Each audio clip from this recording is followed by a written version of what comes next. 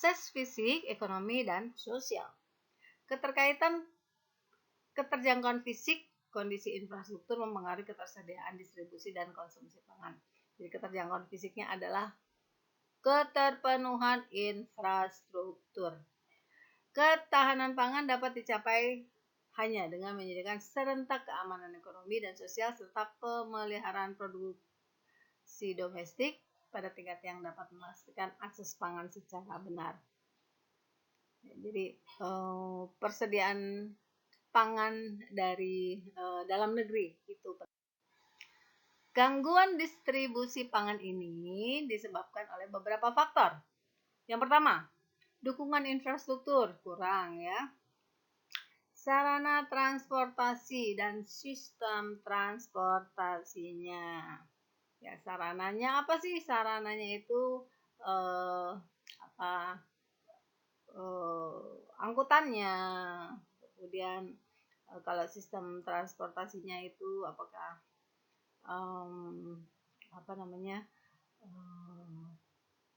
kalau sistem sistem transportasi masih kurang efektif dan efisien. Nah, ini kaitannya dengan indeks logistik ya, indeks logistik dalam negeri. Selain itu juga kurangnya koordinasi antara setiap moda transportasi mengakibatkan bahan pangan yang diangkut sering terlambat. Ya, masalah keamanan dan pungutan liar, yakni pungutan liar yang dilakukan oleh preman sepanjang jalur transportasi. Nah, ini yang bagian E ini yang diupayakan untuk dihilangkan atau diantisipasi dengan dibangunnya diantaranya adalah proyek pembangunan tol Trans Sumatera. Katanya di sepanjang Trans Sumatera itu banyak bajing loncat, artinya perampok-perampok gitu ya. Dengan dibangunnya tol diharapkan akan menghilangkan itu secara bertahap dan berkelanjutan. Keterjangkauan ekonomi memengaruhi level konsumsi. Keterjangkauan ekonomi berarti rumah tangga dengan tingkat ekonomi terlemah dapat mengakses makanan pokok. Pertumbuhan ekonomi global memberikan dampak pada populasi, permintaan pangan, perubahan pola konsumsi. Secara agregat itu secara keseluruhan, besarnya masyarakat yang mempunyai daya beli rendah dapat diukur oleh besarnya angka kemiskinan. Jadi kalau mau melihat kemampuan atau daya beli masyarakat itu baik atau rendah ya, kalau rendah itu kita lihat dari jumlah orang miskinnya. Kalau jumlah orang miskinnya banyak berarti daya beli masyarakat juga rendah. Kesesuaian dengan preferensi. Preferensi ini apa? Selera. Perubahan selera pangan pada saat ini dibentuk dan dipengaruhi oleh perkembangan pesat teknologi informasi yang dimanfaatkan oleh media promosi, periklanan, dan sebagainya. Ya, untuk preferensi makanan. Walaupun ya dengan begitu beragamnya jenis atau variasi atau varians dari makanan yang ditawarkan, masyarakat kita masih bergantung kepada nasi. Kesesuaian dengan kebiasaan, kepercayaan, dan budaya. Haviland tahun 90 dalam penelitiannya Baliwati dan Madanijak tahun 2013 menyatakan konsumsi pangan dipengaruhi preferensi pribadi, kebiasaan keluarga, dan lingkungan sosial tempat individu tumbuh dan berkembang. Kemudian menurut Kumaidi, kebiasaan makan itu merupakan tindakan manusia. What people do, practice terhadap makanan yang dipengaruhi oleh pengetahuan. What people think dan perasaan. What people feel serta persepsi. What people perceive. Nah, itu kata Kumaidi. Ya.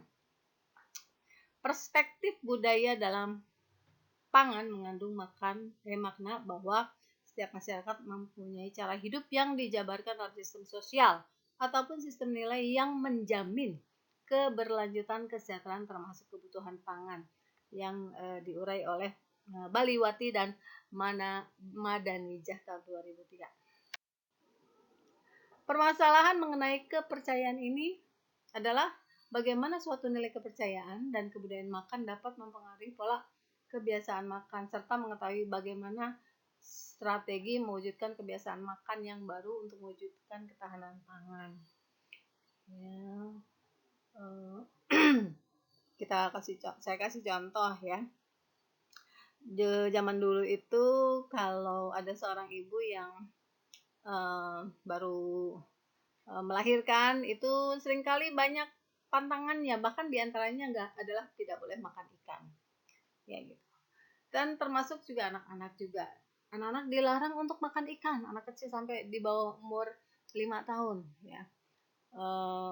Dengan memberikan alasannya tidak begitu logis ya, tidak jelas, pokoknya pamali aja gitu. Jadi anak-anak tidak boleh makan ikan. Padahal ikan memiliki protein yang tinggi. Nah, Anda coba pikirkan, apa kira-kira yang menjadi alasan pelarangan tersebut yang hanya dilabeli oleh istilah pamali. Harus dicari analoginya ya. Kenapa? Kebiasaan makan masyarakat bukanlah soal pemenuhan kebutuhan biologis saja, namun dipengaruhi oleh nilai kepercayaan. Ya. Kebiasaan makan masyarakat yang mengkonsumsi nasi sebenarnya bisa berubah dengan kemunculan hasil pangan alternatif. Sistem produksi, distribusi, dan konsumsi setiap masyarakat juga bisa bergantung dari tradisi.